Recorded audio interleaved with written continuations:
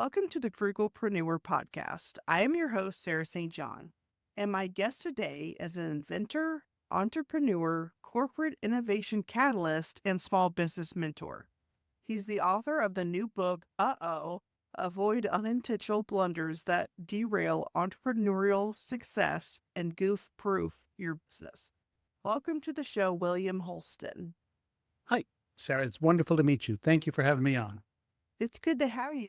First, I'll say I love the title of your book that caught my attention. Can you give us a little bit of your backstory and how you got the idea to write this book? Sure.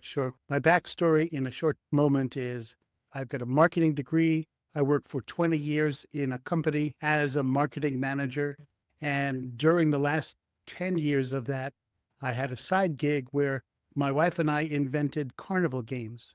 I'll get into it in a little while. We would do them on the side while working full-time, both of us. And we went to trade shows on weekends and did our side gig work at night. And to kick it off, our first invention was alternative to a traditional dunk tank. You know those party games where somebody's sitting on a ledge, somebody throws a ball and it hits the target and they fall into the big bucket and get soaked and everybody laughs. It's a lot of fun. We had rented one of those for a Make-A-Wish carnival for my sister's daughter's backyard carnival in 1999. It's a long time ago. And 2 weeks before the carnival in the Northeast, it was a drought. The laws called me and they said, you cannot rent that because you need 500 gallons to fill it. And we're on austerity now with water.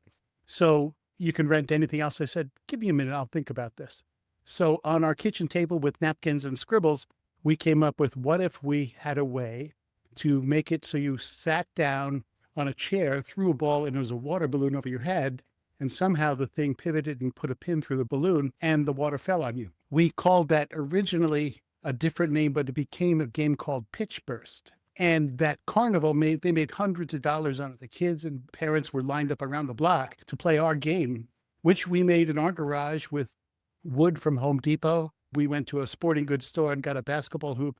So it really was just a pivot thing. When they hit the ball, it moved the thing forward to pop the balloon. A lot of fun. So we thought, this is wonderful. I worked in marketing. I worked in innovation in the company. And I said, I bet we could make some money on this. So we went first to research it in the library and all around, and we found it had never been patented before, that exact configuration. So we filed for a patent. Once the patent was pending, we then applied for a small business SBA loan to help fund getting us started, which we invested in finding a company, because I suck as a manufacturer. So we hired a company who could make it the same way we made it 100 times. So we made it out of wood, so they made it out of wood. This is all wonderful. Then we began buying ads in trade journals in the rental industry, in the party industry, managed to create some demand so that, our first 6 months, we sold about 60 of these things and we shipped them out. They were big contraptions, big, heavy things we had to use a warehouse for. And it was all wonderful till the following spring when those first 60 games we sold were sent out for their 5th, 6th, and 7th time for rentals, and they began to break and wear out. The screws came out, the labels came off, and we got daily calls. And that was, I called it our moment. Because if I sold you something, and to all of those people, we made good. We sent extra parts, we gave refunds where necessary at our own expense. So that was our moment when we realized the first two, we said, oh, that's just anomaly. It's not a big thing. But when they continued to come, we realized that wooden game was doomed. So that's all in retrospect. We were going to go out of business and just somehow pay the loan off some other way because we borrowed a lot. Did not, because we talked to our customers. They were convinced they loved the game idea, but just the wooden version of it was not durable for purpose. With some come to Jesus moments, we said, well, we could borrow some more money and hire an engineer. And we did. And we reintroduced it made out of steel and some plastic panels. And that did the trick. It was about 24 months between the first ones and the reintroduced ones, but that version is still in the market now. We sold it off a while ago, but you could still buy Pitch Burst. So that was the beginning of my experiences in the side gig. I never did leave my day job until I retired. The side gig continued. where I learned customers who buy these games at rental shows and party and event and amusement industry events, they look for something new every year. And I began to get a reputation for innovative, cool things. And I was pressuring myself to put up more and more each year. So a few years later, we came out with an air balloon pumping game. So it was like a dynamite detonator called Boom Blaster, and you would pump and pump and pump until the balloon on a stand would pop. And you have 2 or 3 or 5 of these next to each other, and they're racing to be the first to pop. Very visual, very loud, lots of fun. We designed that. It was out of steel, so we didn't have any durability problems until we had a second uh-oh moment when we learned the pumps were bicycle pumps. And they're designed to be used for a minute or two to fill your tire. When we put them into competitive games side by side that were rented out and played for hours by aggressive young children, teenagers, and adults, the inner parts of that would heat up. It was an O-ring that would flake and it would clog the pumps. So while it was a big popular success and we sold hundreds of them, we had a big problem when they began to clog. Again, we'd been through make goods before. We did that again. We found a better pump, and long-term we solved it. But it was a very painful and expensive uh-oh experience. I won't go into detail, but we did that a third and then a fourth time. A lot of cool games. 3 of them are still in the market today, but there was a difficult learning curve. In retrospect, looking back at this, that I wanted to define uh-oh as the moment you realize you're in trouble. And a lot of times it's avoidable because you forgot something, you didn't know something, you built something on faulty assumptions.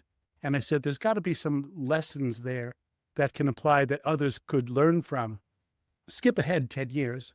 In my day job, I was a marketing guy, a brand manager for a multinational drug company, consumer medicines like aspirins and things. And then I switched over to the R&D side where I began being trained and leading workshops and coming up with creative ideas for new products. So in my workshopping, I was always being instructed for design thinking tools and other ways of understanding the consumer experience, then designing things that delighted people, didn't just satisfy the need, but made it really, really good. When I sat down with my laptop, I was going to say with my pen and paper to write the book, I gave meaning to uh-ohs as they're unanticipated. It's 4 things. It's unintentional and unexpected. It's humbling. It's observable. Other people can see it. And it's a hardship. It really becomes expensive. And those types of events can become embarrassing, expensive, or tragic. My own were just kind of expensive and somewhat embarrassing. But as I researched the type of event this is, I found lots of real world examples in the media. An embarrassing one was in 2017 at the Oscars, they announced the best picture, but they got the wrong envelope from the people running the thing. They announced La La Land won, and it what in fact was Moonlight. That was the embarrassing one. An expensive one, Steve Wynn, the billionaire in Las Vegas, was selling one of his Picassos for $139 million. And the day before it was going on sale, he was showing it off to some people in his office, and he put his elbow through it, and he ripped it, and it lost $50 million in value. That was expensive. And there are many tragic examples. The most dramatic one is a skydiver named Ivan McGuire, who in 1988 he'd been an instructor, he'd been a frequent skydiver, and he was asked to use a film camera to shoot people coming out of the plane after him. There was an instructor and a new student who wanted to come out and be on film doing their dive when they pulled their parachutes. So they're up 10,000 feet, and he jumps out of the plane, gives them a thumbs up, turns on the camera, and he's ready to go, and he's filming. They come out, they reach, pull their parachutes, and it's a beautiful shot. Then Ivan reached for his ripcord, which should have been here. That's when he realized he forgot his parachute. He had fussed so much on this new camera, which apparently was strapped to him, he forgot that he didn't have a parachute. He died. Oh. And the camera stayed alive so people could listen to his voice saying, "Oh my God, no." So these are little slips and lapses that are embarrassing in front of millions of people or tragic end of life. I am looking at ways, and the book gives 10 tools for people to avoid those types of things and to learn from others. In the case of the parachuter, I try to translate into observe and learn, and then think and apply. If it's an entrepreneur with their small business, they're a bakery, they're a gas station, they're whatever they're doing, you can think, oh, that was terrible, but never happened to me. But what one key step of your process, if you ever forgot it or got it tragically wrong, could be disaster for you. And there you can say, oh, well, yeah, in my bakery, boy, if I ever left the pilot light on when I was doing something, we could have a fire. Or each person can think of their situation. That's one of the 10 tools in my book. I call it uh-oh-ology. It's learning from others' mistakes. And Warren Buffett said, it's good to learn from mistakes, your own mistakes, but it's much better to learn from others' mistakes. So I give method to how to do that. Wow, those are really interesting stories. I hadn't heard of those. That's tragic about the skydiver. So you had mentioned one of the tools. Can you tell us a little bit about some of the other tools? There are 10 tools. There are 4 groups of tools. You read the book, or I can give a talk, or I can come work with the company. They're based on 4 things: learning about yourself, your own tendencies, learning about your business. What's your business plan? Where are the risks there? You must learn about your customers. And I talk about walking in their shoes to understand the process so you really know them. And of course, there's the external world that includes the uh-oh-ology. Thinking of yourself, I do provide, and your viewers, listeners can have it free. I'll tell you at the end where to go. There is a self-diagnosis tool that in 10 minutes, it helps you think through mistakes you've made personally in the last 12 months, and then kind of look at the patterns of causes that led to them on your end. So by circling things on a little page, you can realize, oh, I'm prone to being overtired or getting distracted, or there's about 10 reasons you could do that. You learn about yourself so that you can say, I need to be more aware. I need to be alert when I'm doing something really critical, that I don't put myself in the situation to make a stupid mistake. By the way, I do differentiate these. They could be minor, they can be major, as you heard, slip-ups from big strategic or tactical mistakes. A company can put out New Coke or Crystal Pepsi or the Edsel, or there's a whole bunch of examples where the company purposely did what they came out with, but it was wrong because there wasn't enough demand. But it's not somebody slipped. I'm talking about if you're an entrepreneur and you're responsible for getting a bank deposit into the bank with this week's receipts, and somehow you lose that cash. That's a big, gigantic, damaging, it's embarrassing and all those things that it takes time to recover from. So learning about yourself is one of those things. Learning about your business. I'm a mentor with a SCORE organization, and I'm constantly talking with small businesses, startups, and entrepreneurs about having a business plan, because many businesses just start. Bootstrapping is a good word because you're on your own. But if you don't think it through and think, who is my customer? What is the product and service I sell, and why is it differentiated? How do I make money? If you don't think through at least those 3 things, and there's more, you could be in trouble unless you're very lucky. So I encourage, one of the tools is to look at your business plan and find the soft spots that you yourself are nervous about. Another one is to do a pre-mortem. This is like a post-mortem after somebody's died. A pre-mortem is a creative imagination exercise. Nobody dies, but you imagine it's 2 years or 5 years from now, and your company's gone belly up fantastically, and you lost all your money. Then you and your partner, you and your team, depends how big your company is, you imagine what are the things that went wrong. So you can say, well, could have been we ran out of cash. It could have been we underappreciated the customer demand. It could be we just got the demand wrong. And by knowing them now, as you're getting ready to either launch your company or a new product in your company or a new initiative, you can imagine the damage of bad stuff happening and make plans to avoid it. We talked about yourself, you talked about your business. An important one, thinking about your customers, is to map your customer's own experience. Lots of people, including entrepreneurs, think, I know this category well, I know what they need, and they put something out. But if they'd only taken the time to do mapping or spend time with real buyers, real customers in the places where they use your product or service. An example in my book is a company who made relishes. And the example I give of using this tool is they go into the kitchens of a dozen customers one at a time and ask them, show me where you keep your relishes. Show me how you use them. Show me you put them on. And by observing, making a map of those customer experiences, and then looking at opportunities, they can find gaps they could fill, or they can find problems with what competing products and services do because they're not filling those. So the tools in the book go through the steps to use to do mapping your customer's experience and also doing a test and learn. If you're thinking of a big thing, cut off a small piece, try it out with a few customers before you make a whole pitch burst out of wood, in my case. I wish we had these tools when I was starting out, but I made the book so others can go where I didn't. And then as far as the external world, I've already talked about uh-ohology. Another important one is rely on other people. I mentioned in the book mentors, experts, and naive observers. Mentors are folks like me who from SCORE can mentor for free, or it could be an uncle who's been in business, put his arm around you and say, here's how you do that, or just somebody to bounce ideas off to be sure their business solid, sound. You may need experts. In my case, with my pump game, I needed an air pressure and experts in fluid dynamics, and I didn't have them, so I had to find them. I wish I went to them earlier, could have avoided a problem. And the naive observers, nobody's smarter than little kids or people who can come and they're not experts in something. So you can need to explain to them in 3 minutes, here's what I'm trying to do. What do you think?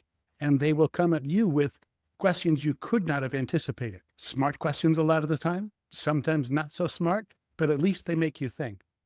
It helps people realize they're not alone, because many entrepreneurs are solopreneurs. And boy, when things are going bad or might go bad, you do feel very lonely. I know I did. So there's a few tools in each of those, the yourself, your business, your customers, and the external world. What's in there is why these tools are there, how to use it, and there's even a written example of how to use it. And the free giveaway is one of those tools. The tool in the book is called Look in the Mirror. It's introspective, but for a giveaway, you'll see the title when you download it. It's Why the F Did I Do That? Because you made this realization that you've done something you wish you didn't, a moment after you did it. Oh, wow. That's awesome. I'm definitely going to have to get this book now. What if one platform could handle your CRM, proposals, scheduling, contracts, invoicing, subscriptions, project management, client portal, file sharing, marketing, all in one place? Meet SweetDash, the OG all-in-one business platform built to eliminate software overload and help you scale with confidence. With SweetDash, you get a single login and a unified system to streamline your workflows, powerful no-code automations that reduce manual tasks and put your business on autopilot. And here's the game changer: unlimited users and clients. That's right, no per-user fees. Add your entire team, your clients, your contractors with no additional charges. But SweetDash doesn't just build software, they build community. The roadmap is shaped by feedback from the community, and there are live support sessions to help you succeed every step of the way. With tens of thousands of small businesses and more than 1,000 five-star reviews on Capterra and G2, they all can't be wrong. You can try it free, no credit card required, at sweetdash.com. That's SweetDash.com. SweetDash. One login, one platform, one low price, unlimited potential. Another thing you talk about in the book is the 5 choices you face when blunders happen. Can you go over that? Yes. No matter how many times you read the book or how careful you are, things will still happen. Hopefully less frequently and with less impact. But when things go wrong, you're really facing 5. And there's a couple pages on each. One of them is to accept, learn, and move on. Okay, shouldn't have done that. Nobody died, hopefully. And many times, one realization I've had from talking to people about this is if I personally made a mistake, I may not talk about it with anybody else. And I'll hope I get away with it or I can correct it before it's a problem. And in that case, it's a silent accept, learn, and move on. There could be public ones too, if it's very obvious. So that's one option. The second option, of course, is to fix it, to find out what went wrong and diagnosis. You could do Six Sigma on a massive scale, or just find out where the screw fell down and didn't work that time. So fixing it is one. Pivoting is the third. That's when you realize this is not going to work and I've got to find something else. In my pitch burst game, wood clearly would not work after our hard learnings. We pivoted over to make it out of steel. We might have pivoted, forget that game, but we learned something about the marketplace and another need. We can apply our assets to something else. The fourth one is to quit. Nobody likes a quitter, it's been said, but sometimes quitting is the smart thing. There's a book I read called Quit that advises you take a look at, you don't look backwards, you look to the future. And you look at the future value of all the efforts you'd have to do to fix or do something with something, compared it to applying the same efforts, resources, money towards a new thing you have higher confidence in. In that case, it does make sense to just move on to the next thing and minimize the damage from the first and not look back. The fifth choice is to ignore. I write one sentence in the book about that. That's always the wrong thing, because ignoring it doesn't solve it. It doesn't get you in a better position.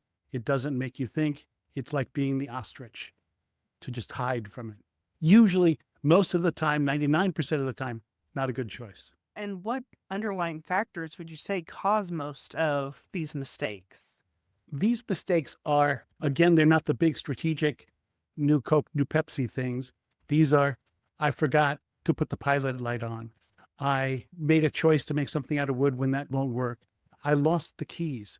I couldn't find the deposit when I got to the bank. These are, you might say, stupid mistakes. I call them O's, and I have an acronym for them. These are caused by inattention, distraction. These are caused by not thinking things through all the way. In the book, before I get into the tools, I say there is a simple solution to not do these. And it is, and I can show you my cup, which I have a coffee cup with it on. It's, maybe you can see, think smartly and be more aware. Just pay more attention. But it's not that easy unless you understand yourself, your business, your customers, and things like that. What prompted you to write this book is your own experiences that you had talked about earlier.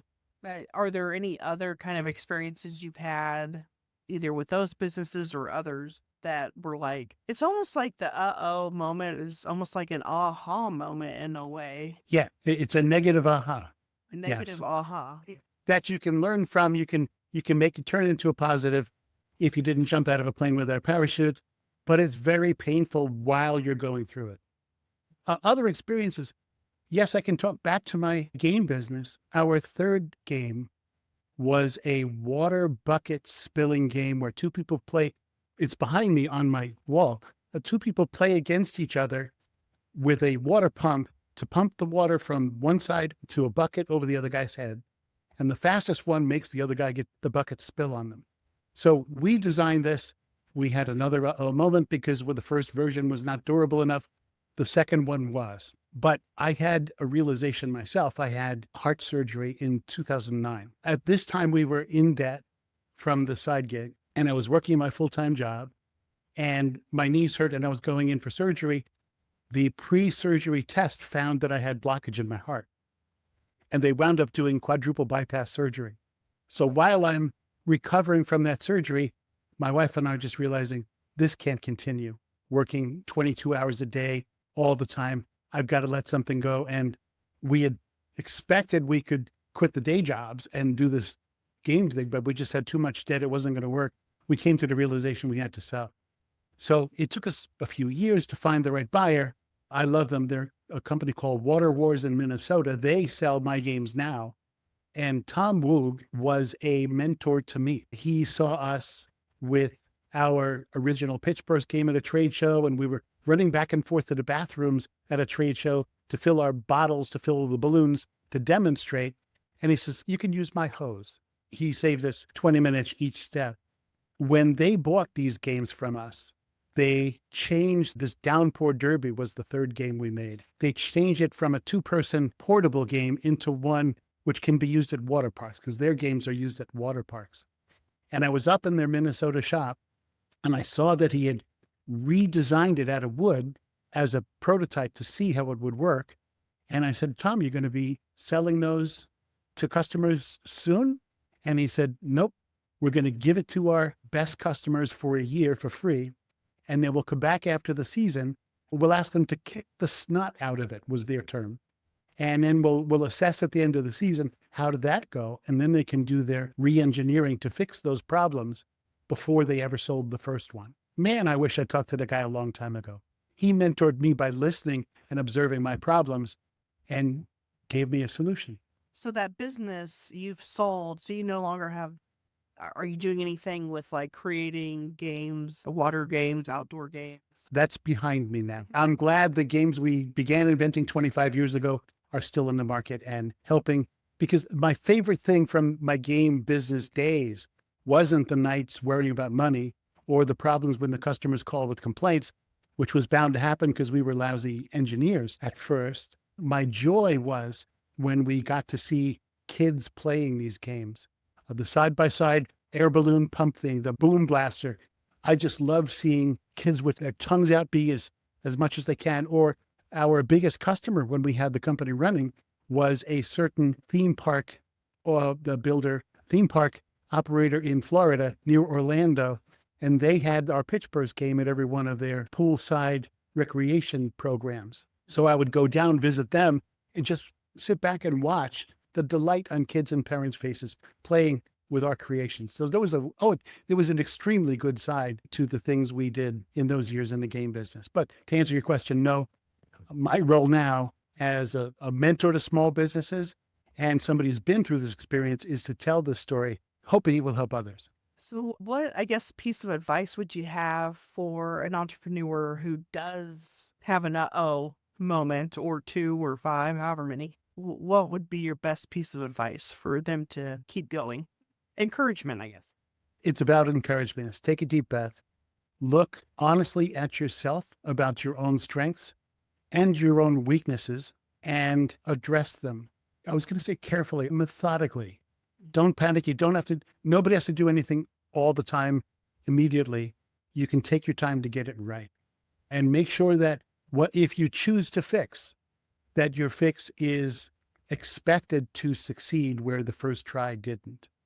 But I would encourage, before you get into that position, if you're at the beginning of your entrepreneur journey, do the thinking on paper, do the thinking with potential customers, asking their experience so that you can anticipate things which could go wrong before they do. Yeah, that's great advice. And so you had mentioned earlier in the interview about a link that people can go to take a quiz. It's a PDF you can download PDF, and do this self-assessment on your own. And it's the same place you'll find my book. And it's my author website. My name is William Holsten, Holsten. So it's williamholsten.com. And on the landing page, when you get there, you'll see on the left a picture of my book and a place you can click to go buy it. Or if you're not ready to pay any money, on the right is this, it's called Why the F Did I Do That? It's a 10-page PDF, which is really tool number 1 from the book. And it's free. You'll be asked to sign up for my newsletter in exchange for getting it free. But each month I do put out a Uh-Oh-ology newsletter with events and developments that have happened since the book got published and some of my additional advice. That's free to people who sign up for this download. I love that. Uh-Oh-ology. Well, awesome. Well, I really appreciate your time today and sharing some of those experiences, things you've learned, how to approach those things. So if anyone wants to check that out, williamholsten.com. Do you have any last words or thoughts? Yeah, I know that Frugalpreneur is all about helping people on a tight budget or on shoestring really succeed, typically with digital programs, but with any startup kind of thing. And you might have just listened to me for the last 20 minutes and you say, oh, that's not me. My advice is think about it could be you in your situation. Be aware, maybe even keep track of silly mistakes you make and find the pattern so that when you are spending precious money, you're not going to mess it up by forgetting something important. Other tools include checklists and things just to keep you honest with yourself. There's lots of ways of doing it. I encourage you to do the thinking. This mug, I think I held it up before, no uh-ohs, think smartly and be more aware, applies every day. Awesome. Well, thank you so much for your time. I really appreciate it. And I think the listeners definitely learned a lot from this, and hopefully they'll be purchasing your book like I will. Very good. Thank you, Sarah. I appreciate being on the show.